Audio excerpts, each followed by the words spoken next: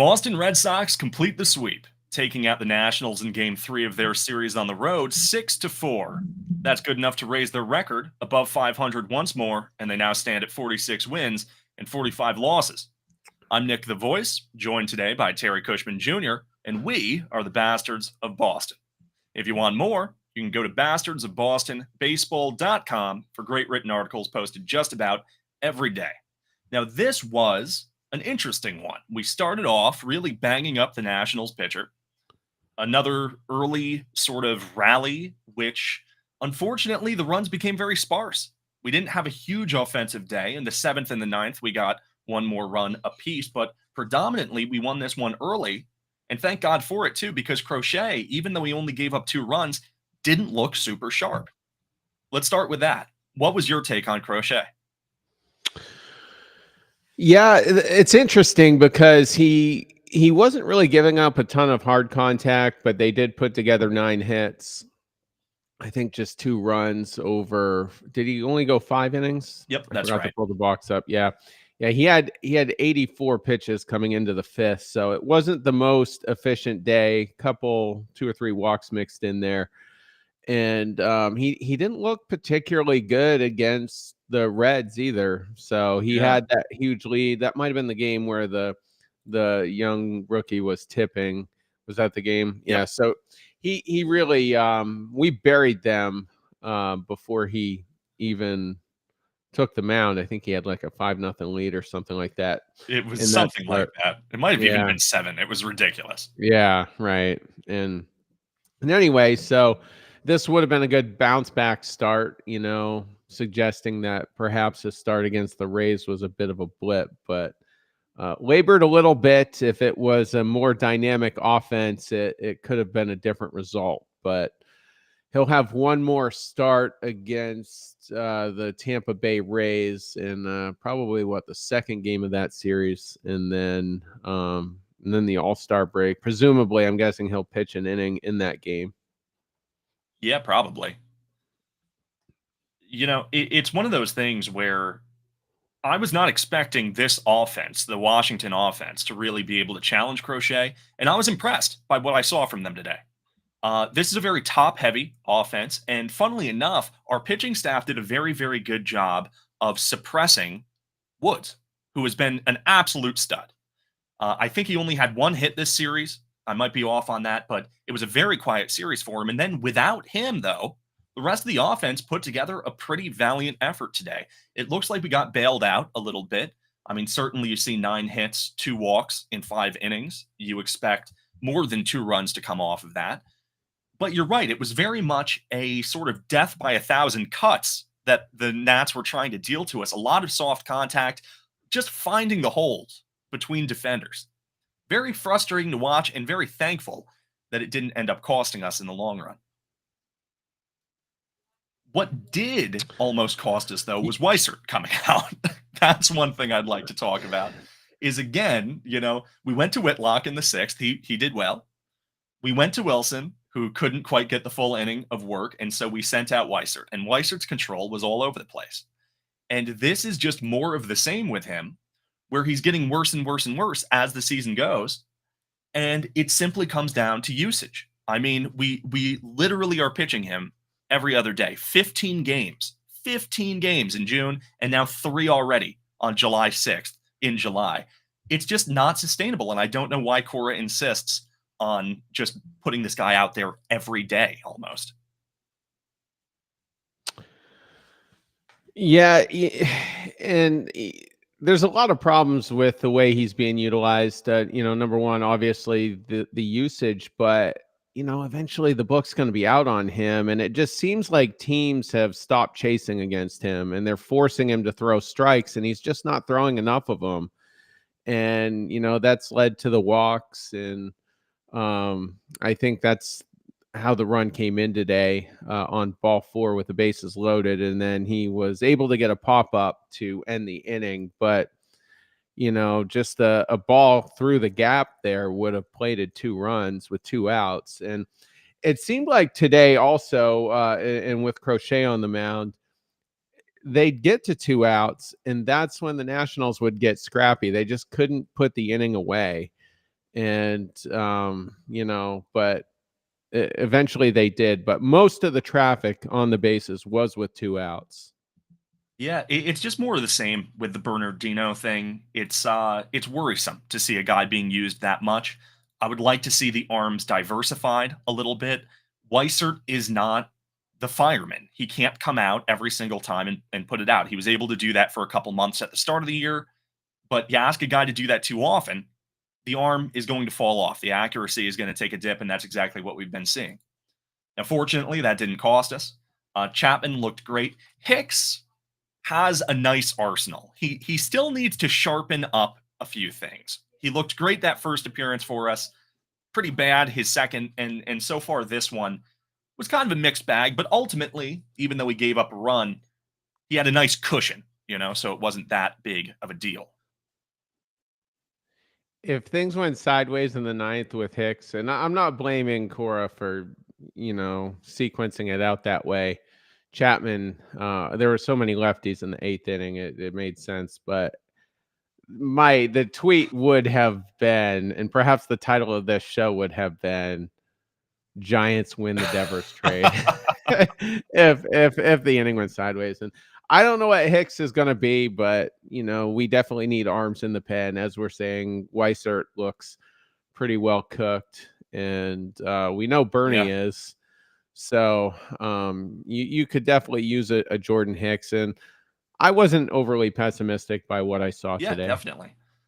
Meanwhile, on the offensive side of the ball, I mean, Story continues to rake. Ceddanne Rafaela is just unbelievable. I mean, how much longer can we have this guy batting ninth? Honestly. It's one of those things you just don't want to mess with it, but you can see the confidence just rising in the kid in all kinds of different situations, and he's helping you win so many different ways on the base pass with his elite defense, and now with the bat. And I mean, in a perfect world, if this is who Rafaela is, and I think we're Yeah, getting there, he's probably a two-hole hitter in most lineups, I would I say. agree. I mean, I guess when it comes to the whole share of plate appearances and whatnot, batting sixth and batting ninth, there isn't a huge difference. But I mean, the guy's been so good with runners in scoring position. He's really been working on his power. He's walking a little bit more. The on base isn't that bad. He's just fun to watch. And like you said, he's very multifaceted. I can sort of feel the vibe shift almost on him where he was sort of signed to that extension early. Everyone was like, okay, he's going to be sort of, we're locking down this super utility player that can give us plus defense all over the place. And now suddenly he's sort of becoming a fan favorite, and it's very deserved, I feel. Yeah, and with the extension, I was like, even when it happened, I'm like, well, I mean, I guess, it didn't. He wasn't our top prospect at that point, and Marcelo Meyer was, and I don't. Anthony wasn't quite at the top of our farm system yet, but it wasn't long after he kind of emerged, and I think that was the season where Christian Campbell broke out. But I just didn't really see the urgency in doing it. But suddenly, I mean, he's really come on. I mean, just in the last month, he's hitting 306 with I thought I had it up right here. Yeah, 306 with a 342 on base. Only 5 walks in that span, but maybe he's just never going to be that guy. But in the last week, though, and he was a huge part of this sweep. He's hitting 370 with a 390, 393 on base. Stole a couple of bags too. So it's good to see. He's a dynamic player. Jason Kelly tweeted out, he should be on the All-Star team. He really should be. From And what I've so seen in terms of like, I think it was sorting by F4. I believe he's like a top five center fielder in the game right now. You have Pete Crow, you have all those guys up at the very top, and then Ceddanne Rafaela kind of chasing quite a bit of the pack. And the Mass Live guys pointed out he was leading the Red Sox in WAR, and I think it was only 2.5, and that was at some point last week. It's since risen to Wow. 3.2, according to Baseball Reference. So that's just how big of a week he's having, and I don't know what the ceiling is for him, but he's gonna be compared to Jackie Bradley, and I think when all is said and done, I just think he's gonna have the better career. I mean, you look at Bradley, you had that elite defense, an epic 2018 ALCS. He was the MVP for that series, and then a couple years before that, he had a 28 or 29 game hitting streak. So, I mean, that's Jackie Bradley. That sums up the majority of his career, and now you have Rafaela, who the only thing Bradley really has an edge on Rafaela defensively is Bradley had a cannon of an arm, and Rafaela doesn't have like Johnny Damon syndrome by any means. He's not going to have an outfielder cut him off halfway through the outfield like Manny did in that Yeah. infamous play. Um, but yeah, I mean, he's got so much range and has had a lot of highlight reel plays. So he's definitely been a bright spot for the Red Sox this season. Definitely. You know what's really interesting with him? I mean, the approach is what it is at this point. He doesn't like to walk, he likes to swing the bat, and so far it's producing. I mean, so far as slugging goes, he's been good for a while. You know, you go back to April, 682 OPS, good on base, decent on base, I should say. The power started to come alive more so in May. He slugged 400 that month, 698 OPS. Then last month slashed 283, 327, 543 for an 870. And he's starting out this month, 5 games, ridiculous. I mean, it's fun to see. He might not be an anchor. I can sort of see him being prone to slumps, maybe. But for right now, you play him while he's hot. And I think we're seeing, like you said, a confidence in him where he just seems to be sharpening up in a lot of ways. I mean, I hope it continues. If we're gonna make that run towards October, and I'm still not a believer. I mean, it's nice. I mean, you were 2 games under at the start of this national series, and it seems like when you need a big series against the Nationals, you end up Yeah. getting it because you go back to 2021, that was the final series of the year in which we had to win. We had to sweep them to get in. And the series before that was against Baltimore, and they took 2 out of 3 against us. So to sweep any team just seemed like a tough sell, and we got it done. And we've got 3 against the Rockies coming up, and we'll see. I don't know. I mean, I'm not going to say we're definitely going to sweep them. I'm supremely confident we'll take at least 2 out of 3, but we're catching those 2 teams at the right time, and I don't know. I mean, you got 4 against Tampa, and I think under any scenario, you'd almost be happy with Oh, a yeah. split in that series. Just coming off of these 2, I think that keeps your head above water, and the Red Sox front office will have 3 days to really assess the market and do a deep dive and figure out, who are we going to target? What do we need?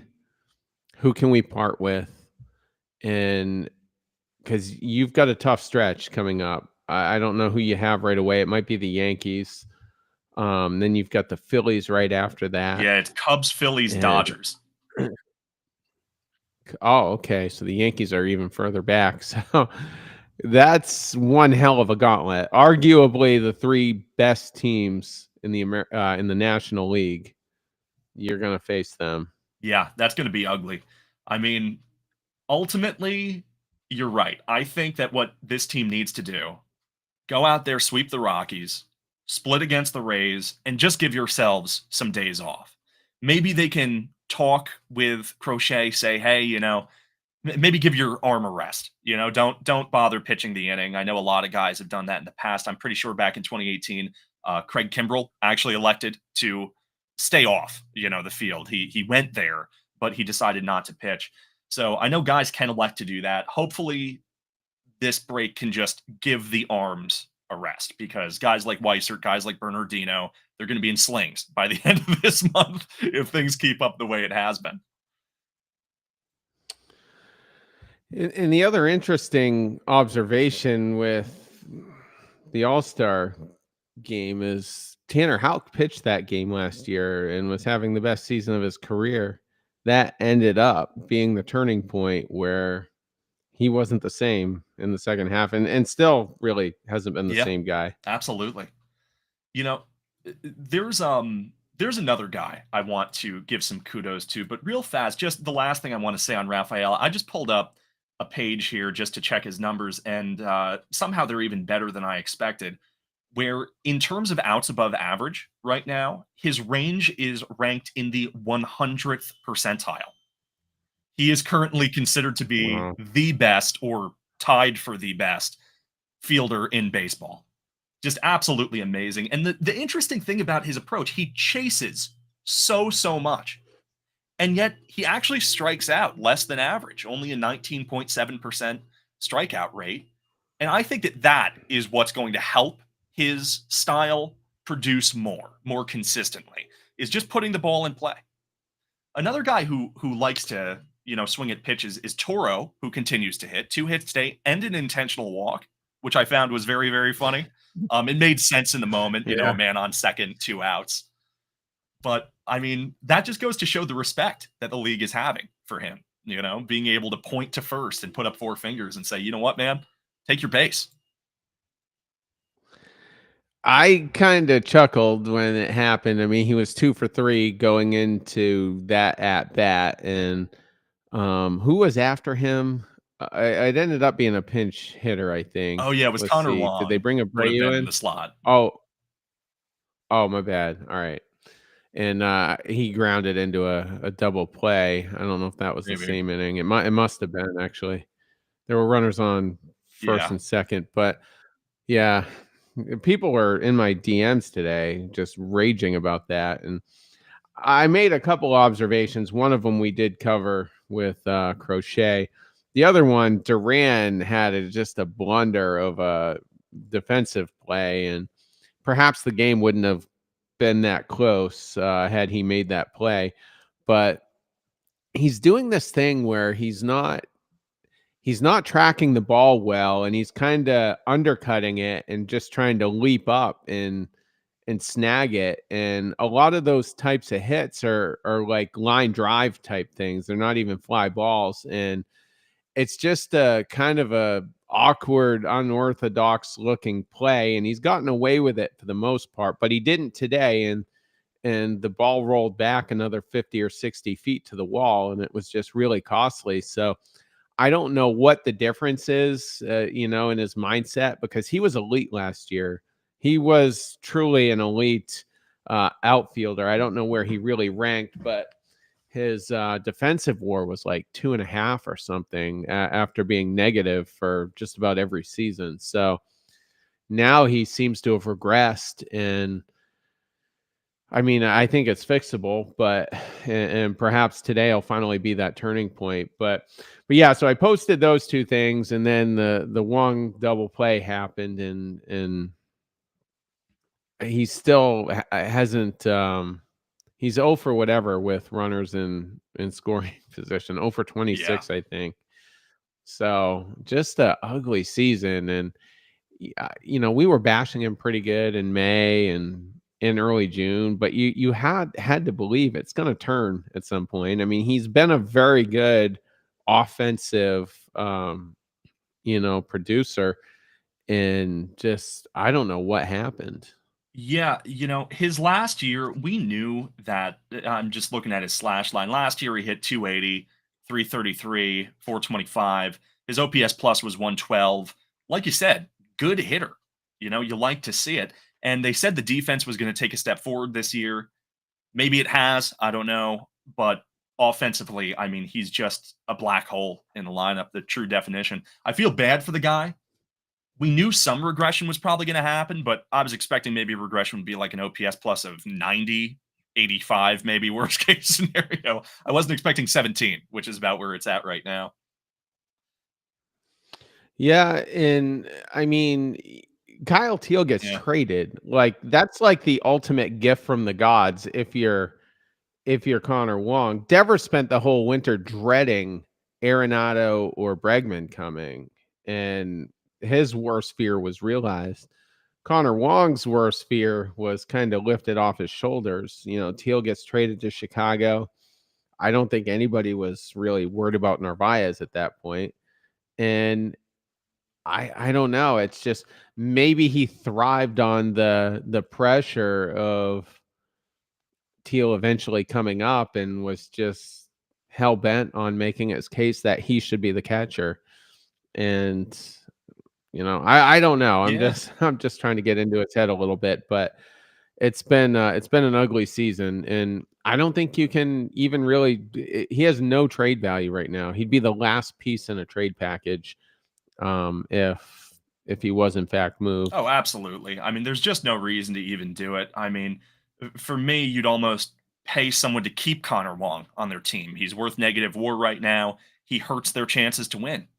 You know, the thing with Teal is that right now, only in 19 games, he has a B war of 0.8, which is very, very good for only 57 at bats. Of course, that can go down if he hits a slump, but Connor Wong has a B war of negative zero point 0.3 right now. So, I mean that really says everything you need to know. I mean, it's happened in the past. You have bad hitters who have good seasons. Even Sandy Leone had it. So I'm sort of ready to write Connor Wong off as a fluke and say thank God for Narvaez. Hopefully Narvaez is real, and at least the defense is elite, and he's got some pop in his bat. I was a big Sandy Leone apologist. Everybody has that mediocre Oh player yeah. they irrationally like, and for me, it was him. And it wasn't even the bad; it was just the Mhm. game calling That was the abilities. reason to keep him around. And Absolutely. yeah, if he doesn't take over at catcher, I can't remember how that went. Let's see, that was 2016. I think Vasquez had come back from Tommy John, but just wasn't getting it done Yeah. offensively or something. And I don't know. Sandy Leone just seemed to win over John Farrell and Rick Porcello, and the rest was history. But yeah, so just in our stream chat here, is Yoshida being activated I heard tomorrow? for this homestand. Okay. That's interesting. And we could also get Bregman back. Mhm. So that's going to be a couple of roster moves. I know you tweeted out you've been pleasantly surprised at Nate Eaton, but you got to believe he's probably going to be headed back, For me, right with now, Bregman. from what I've seen from Nate Eaton, I view him as an upgrade over what I've seen from David Hamilton. I would rather Hamilton go before Eaton. I haven't really dove into Eaton's versatility, but can he play middle infield? I Do we know that? believe so, and I believe he played center Okay. field yesterday, right? At one point?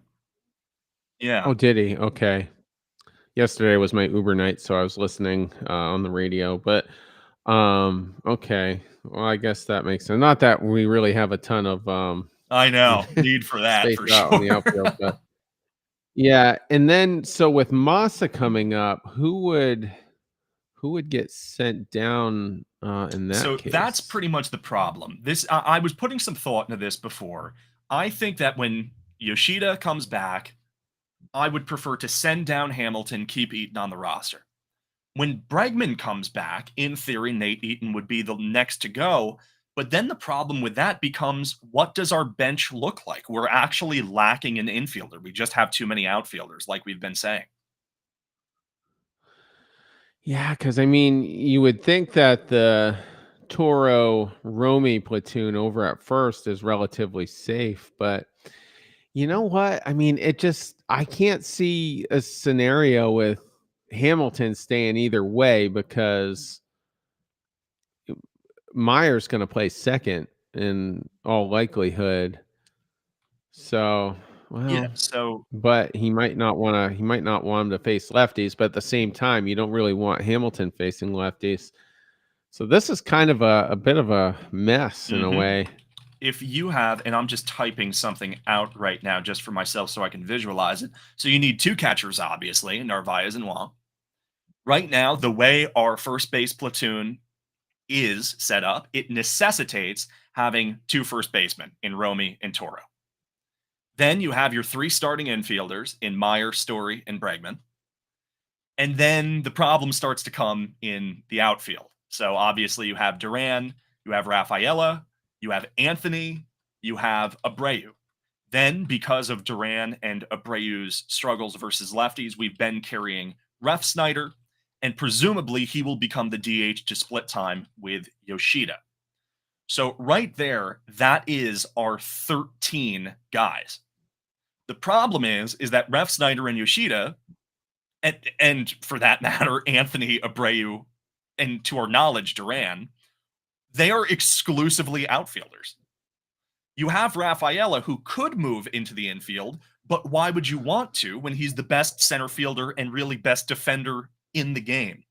It's just too crowded, and it leads us back to the idea that Duran, Abreu, and Yoshida are corner outfielders who hit versus righties, and preferably you have a guy to platoon for them versus lefties. It just doesn't make sense to have all three of them on the roster. It doesn't. And, I keep trying to make the case in my head for this season to use Rafaela sparingly in the infield. But even if he's backing up Meyer, it doesn't make sense because that would put Abreu but that would be against the lefty. So it just doesn't work. Yeah. So yeah, they're gonna have some interesting decisions to make there. And I mean, I just feel like I guess Romy could play second in a pinch. I guess that's what's going to happen. I just think Hamilton and Eaton are probably out. I'm not sure in which order, but Yeah, we're going to see Romy more at second base like we saw today. What I hate about that is then Toro and Romy are both splits heavy guys. So that's going to force Toro into a lineup versus lefties, which he is not good at. That's going to force Romy into lineups versus righties, which is not preferable. So there's just a weakness here. And funnily enough, it comes down to what Breslow and Cora have been trying to preach, which is versatility. We have too many corner outfield guys. That's just what it is. all right, let's get into that. I've got a trade candidate that I like, as you know, but I just want to just underline the roster, not specific to just Massa and Bregman coming back, but you keep looking. We need an impact bat somehow, but when you look at the outfield, it's hard because you're so crowded. Abreu, Duran, Rafaela, Anthony, Ref Snyder. We just spoke. Ref Snyder can play DH at this point, but you're just extremely crowded there. And then long term, you've got the password to factor in as well. I don't think they're going to play Massa out there, but goofier things have happened. So that's what's going on there. And then when you look at the infield, Meyer, Story, and Bregman are going to get the bulk of the playing time. I keep trying to trade Story. I don't think it's going to happen, but who had another epic game today. We didn't even mention him, but I keep talking about his stock, and if it gets higher and higher, I think it does get to a point where a team's like 2 years isn't that big of a risk. But anyway, just getting back to it, just assume he stays. Your first base situation is really the only place where you can definitely add someone. You can part with Toro. It's been a nice story, but and Romy can still play first at times. He can play second. Others, you can even DH him if the matchups justify it. Versus a certain pitcher. But I'm just wondering how you get that bat in there. And on top of that, I mean, Christian Campbell is a first baseman, and I don't know if they intend to bring him up at any point this year. You know, perhaps he just kind of they let him cook down there and just really sort it out. He did have 2 multi-hit games. He hasn't hit any home runs. That was just in the last 3 or 4 games, but he's not lost at the plate down there in Worcester. Like, he does seem to be starting to figure it out some. But it's just a mess. There's just no obvious place to put someone. And I was looking at the market and I'm like, well, who can we get? Who can we get where it makes a little bit of sense? Here's my guy. Fernando Tatis Jr. Okay. Now, instantly, everybody in the audience, you're thinking, why would the Padres do that? He's the face of their franchise. They have him under control for so long. That makes no sense whatsoever. It'll make a little bit more sense than you think. Okay. And here's why. The Padres are in bad financial shape right now. Not last season, but the season before. They had to take out a $50 million loan to cover their payroll, to pay their players. Now, I've never worked a job in my life where my check bounced from the owner, but we've all heard of it happening. Okay. So to think that, an MLB team is in that bad a shape that the money wasn't there to cover it. Now, they had a $289 million payroll that year, which is high. It's significantly above the luxury tax, but you would think a baseball franchise could handle that. And looking at Petco Park, butts are in the seats. They've been a fun team for a while, and they still couldn't cover it.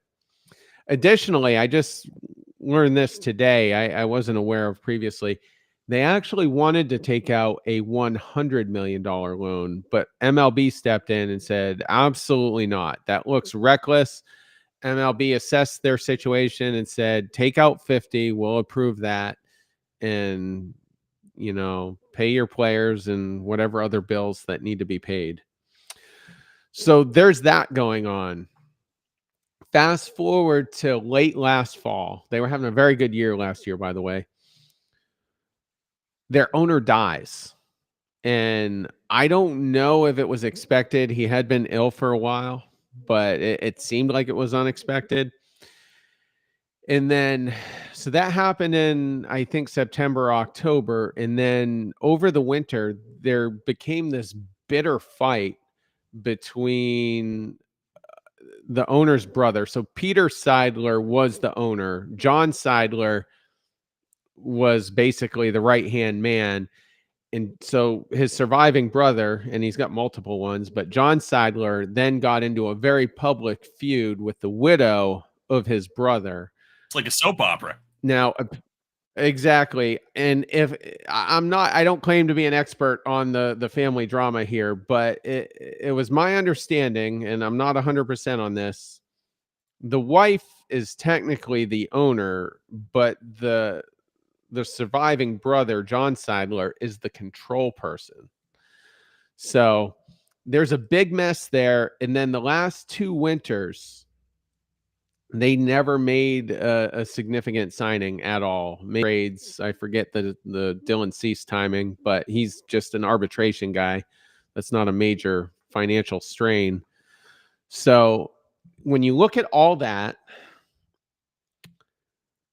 I think there would be some motivation there to move that big contract that Tatis had. And I think he's probably in the 4th or 5th year of it. It was initially a $360 something million contract, a little bit more than what Devers got, but not by a ton. It's kind of backloaded. So the first few years of that were cheaper money, but I can see a fit for Tatis. All season long, we're sitting here saying Duran or Abreu, they're the odd person out. At some point, one of them does become the odd person out. The Padres covet Jarren Duran. There were some trade rumors in the month of May, and I don't know how serious it got, but there was a little bit of buzz there about the Padres really wanting Jarren Duran. So here's my trade package. Put either Duran or Abreu in it. Let's assume it's Duran for now, because that's what the reports were. I'd rather it be Abreu. I've been on record, but if it has to be Duran, it has to be Duran. I'd put him in the deal. Then I would put one of Richard Fitts or Tanner Houck in the deal. Give them another arm. And I don't know which one would be sexier, but Nick Pavetta's having a hell of a season with them. And it wouldn't surprise me if they were looking at Tanner Houck go and saying, well, we fixed Pivetta. I mean, what's it really going to take to fix another Red Sox pitcher? I mean, Andrew Bailey's their pitching coach, for crying out loud. So let's, so they can get a controllable arm with one of those two. And then I'd put James Tibbs III in it. One of the guys we got from the Devers trade. So I'd give them that trade package. They're going to get a stud outfielder, a serviceable pitcher. And I don't know if Tibbs is a stud prospect, but a relatively higher end prospect. Hit his first home run in the Red Sox organization today, I saw. Just today. Yeah, I saw that too. And I would at least start with that package, and the Red Sox will take all of the Tatis money. And then he's an impact bat. He slots in, probably him and Bregman are both righties, so I don't know if those are your 2 and 3 hole guys, but they'll be hitting near each other in the lineup, let's say.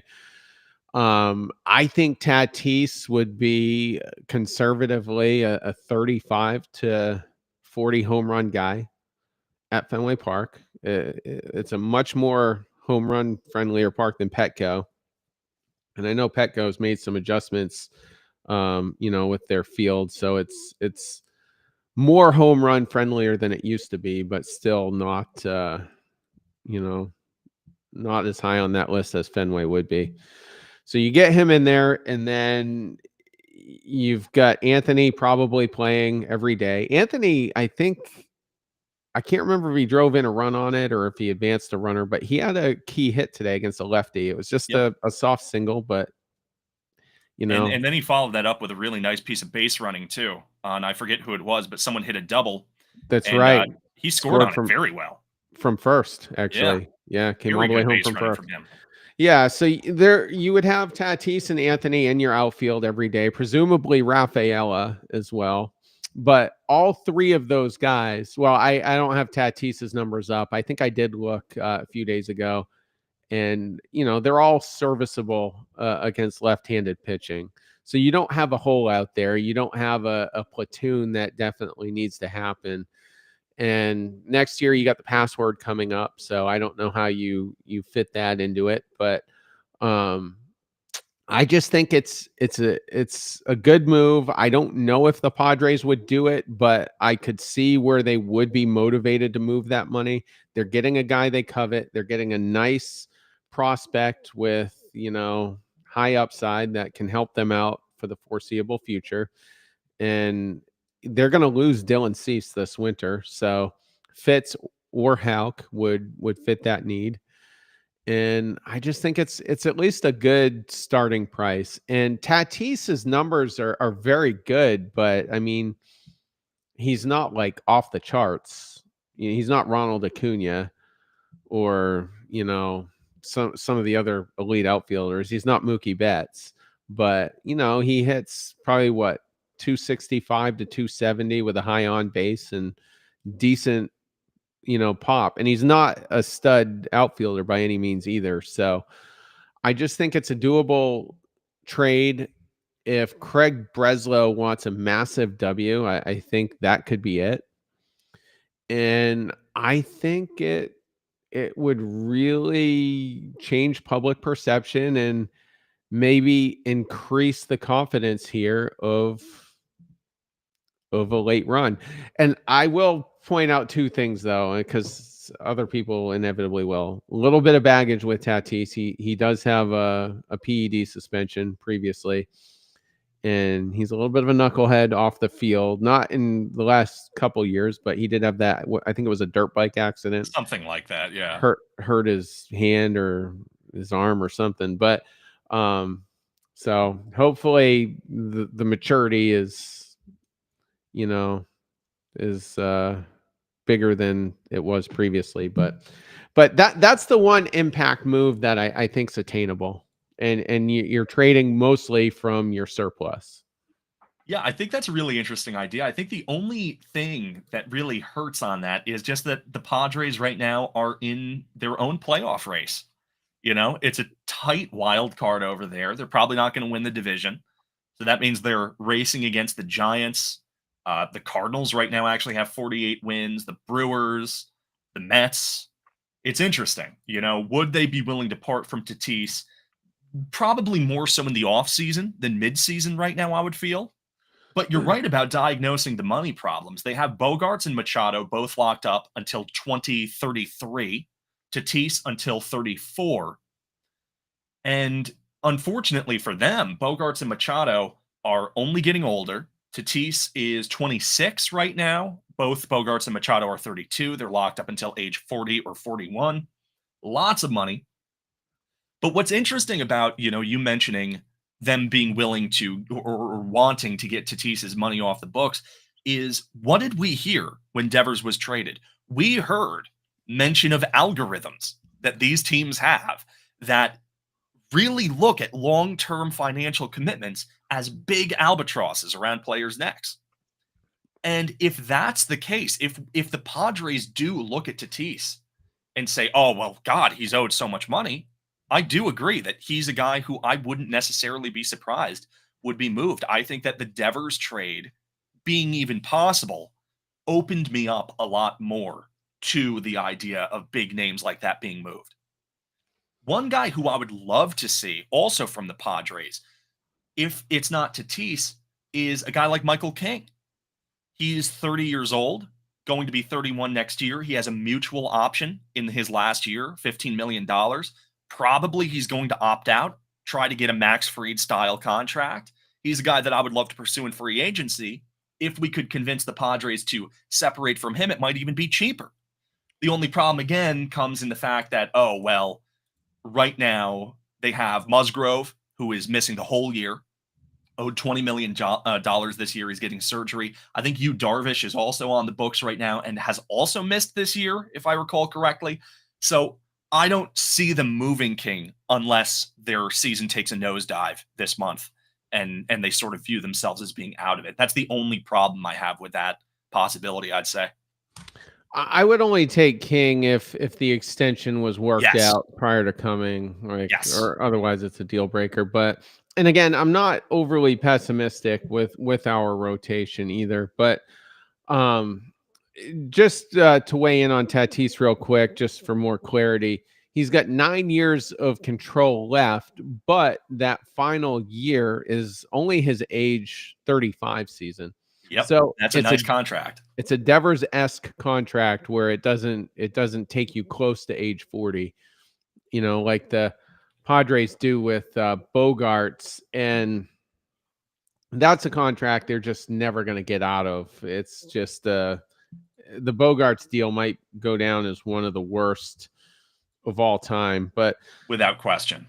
Let's pull up Machado real quick. So he is 33 years old. Wow, today. Wow, look at that. Oh, happy birthday, Manny. Right on the money.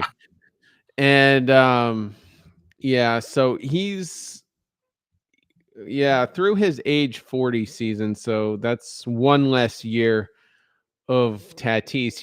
There's a scenario where I wouldn't mind Machado if money was eaten. Like, it would need to be a lot of money. Yeah, no, I don't disagree with that.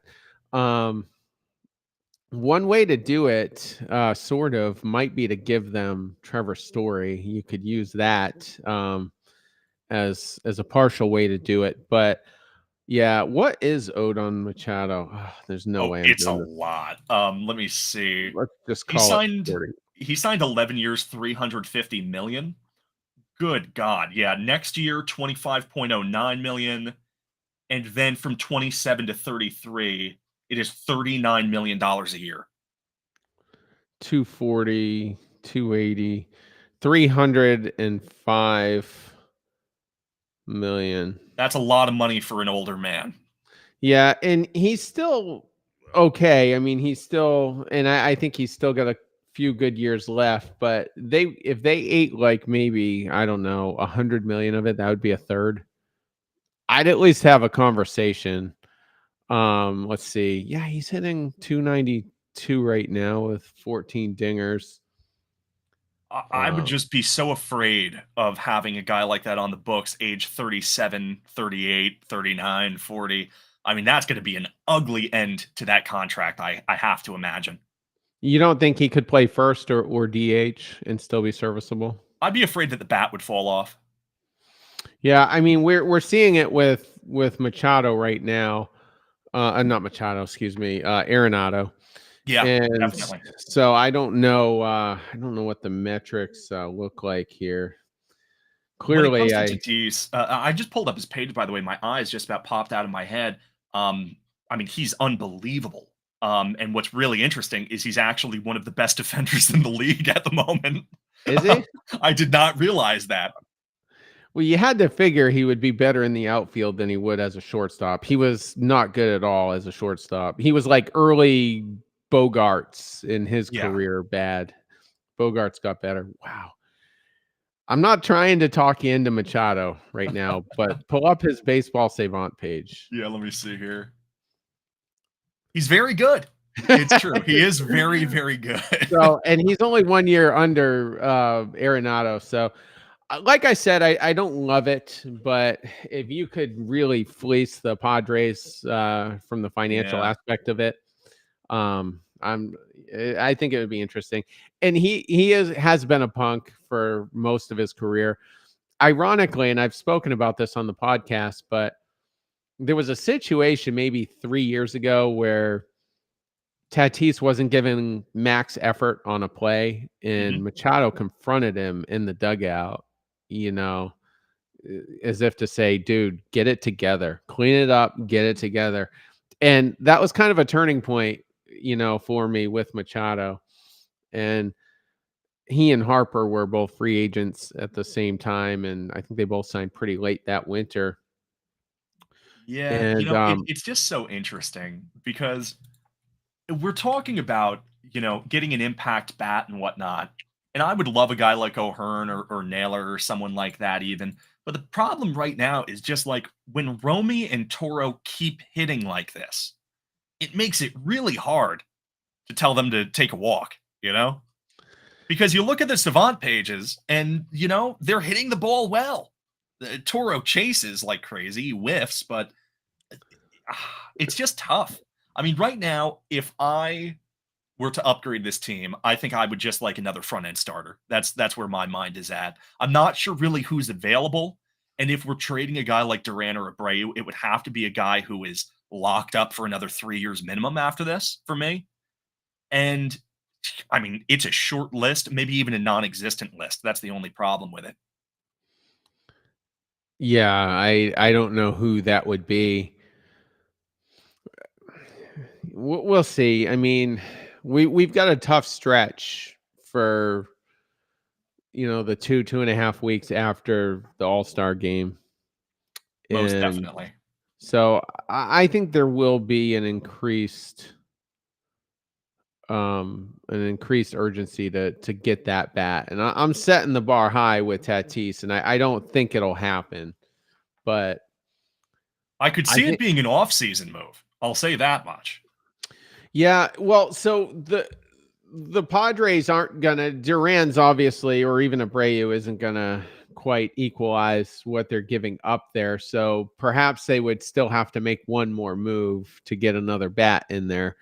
But so like I said, it's not quite a lateral move, but I don't know. I think the Padres would love Jaron Duran. I think that fan Oh yeah. base would like him, and um I don't know what the dynamics within the fan base are with the organizational stuff financially. So I yeah. That's just my move. If Craig Breslow wants to save his own ass and change the narrative, for Red Sox baseball, that a move similar to that would get that done. And for now, I think I will agree with you though that a move probably doesn't happen. I don't think any splash move will happen, and I keep seeing people say that the Red Sox are going to have the same exact deadline they had in the last few years. They're gonna sell a little bit, but they'll also buy. Jonathan Papelbon threw that out there. I That's think my fear. yesterday in a tweet. Yeah, and Papelbon's connected. He hears everything that's going on. He's all the whispers behind the scenes, and I'm sure the Nesson crew doesn't have you know I don't think they have exclusive knowledge necessarily, but yeah, we'll see. So what do we have tomorrow? Yeah, so we are going home now. Boys should be on a flight tonight back to Boston for our hosting of the Colorado Rockies. Looks like we have a trio of night games here. 7:10 p.m. starts for all three on the 7th, 8th, and 9th. We have Austin Gomber, a lefty. Looks like, yeah, Gomber and Freeland are both lefties. Senzatella's a righty. So we have Austin Gomber versus Richard Fitz, Kyle Freeland versus Brian Bayo, and Antonio Senzatella versus Lucas Giolito. And let me tell you right now, I would like to soften this statement with, obviously, if you make it to Major League Baseball, you're a great athlete. I'm not taking that away from you. These three guys are bad. I mean, there is no excuse for Fitz, Bayo, and Giolito. This Rockies team is very likely one of the worst teams ever assembled. I mean, it has to be. We thought the White Sox last year were bad. We thought the White Sox this year were bad. The Rockies are awful. We have to sweep this. They're a major league team. You can't sleep on them, but you have to sweep it. I was looking at each starter earlier, and Gomber tomorrow is by far the worst of them all. Yeah. And perhaps that's a blessing because Fitz obviously is going to be our worst starter going into the series. But Gomber has only had 2 strikeouts in his last 14 and 2/3 innings. Yeah, looks like only 4 starts for him. Actually, just pulling up the Savant pages here, I have to say Senzatella probably jumps out to me. He has 46 strikeouts in 86.1 innings, which you can't imagine that style plays particularly well in Coors Field, especially. We are in Fenway for this, but I mean, this should be batting practice in theory. If the bats get shown up by any one of these guys, I mean, they just deserve to get, some cold water splashed on their face. Yeah, I can't really make the case for a loss here, I guess. Like I said, are you pumping your chest that, Fitz is gonna tear it up? I mean, he should, right? This should be a good bounce back game in theory for him. But and it's a big one because Tanner Houck is going to have one more rehab start and potentially be back. So, if you're Richard Fitz and you're trying to make a case to stay in the rotation, you need to have a big start here. So that's one of the interesting things. Buehler will have one more turn before Houck comes up. So maybe, I don't know, maybe something happens with Buehler there, maybe a phantom IL type thing to see if they can address some stuff. But yeah, I mean, looking at it, Bayo is just pitching very well. Lucas Giolito as well. He wasn't pitching well at home, but he has been lately. Like he's bucked all of the trends Giolito has that were ailing him, and he's just shoving every time now. So I expect that to continue in the finale here. And but we'll see. I mean, if things go sideways, you know how the fan base is going to react. Tampa also, I was looking at, has only won 3 of their last 10. They were shooting up, and I think had even tied the Yankees for the division lead. Yep, that's right. The And Yankees have been having a terrible skid of their own. yeah, Clark Schmidt's going to have Tommy John. I think they're getting I saw Luis that. Heel back, so theoretically they probably need one more starter at the deadline. But yeah, I think it should be more batting practice, and this offense should just kind of continue to roll through the next 3 games. Definitely. I'm just looking at the numbers for the Rockies. Looks like they shaped up a little bit in June. They were 1-3 in March, 4-22 in April, 4-24 in May. They had a 10-16 June, so red hot, no doubt. 1-4 so far this month. Maybe they figured something out. Maybe they're not as awful as they were at the start, but I mean, this starting rotation looks abysmal. The offense, they have a couple fun players on their team. I just feel so bad for the players and the fans of that franchise right now, because it's a pretty miserable product. Yeah, they had a nice, well, I shouldn't say a nice window, but they were looking like 2017 through 2021 they could be competitive because they had Arenado, Story. I was always a big Charlie Blackmon fan. Oh yeah. I remember trying to trade for him in 2017. He was the guy I wanted, and I was like, put Bradley in the trade or something, and but obviously it didn't go down that way. I think we got Nunez from the Giants that year, but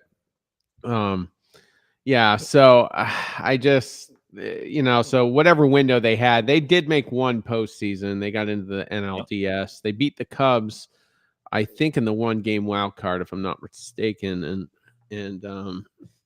Maybe. I'm excuse trying me. to remember. Yeah, it was 2018. Yeah. Yes, I'm just trying to see where the Rockies are in their last 10. Let's see, 3-7. So yeah, Yeah. not Okay. not doing well. I mean, the offense, like I said, they have a couple fun players, but I mean, just top to bottom, it's not a good team. Defensively, offensively, pitching. This is as close to batting practice as you can get in the MLB. Despite that, I remember watching them beat the Yankees. They took a game off the Yankees, and anything can happen. So I mean, you need to show up. But at the end of the day, I mean, this should be a good sweep. We can get to what would it be? 49, right? Wins and 45 losses. That would be pretty nice to head into a 4-game series versus the Rays, even if you do split that. We're poised to at least walk into the All-Star break instead of limping in. So fingers crossed. Yeah, I think we'll be on tomorrow night talking about a 14-2 score. Honestly, you guys have your work cut out for you. Thank you guys so much for joining us. I've been Nick, joined by Terry today. Great series to watch. Tomorrow will be Mark, Chris, and Terry doing the post game. And until then, we'll see you.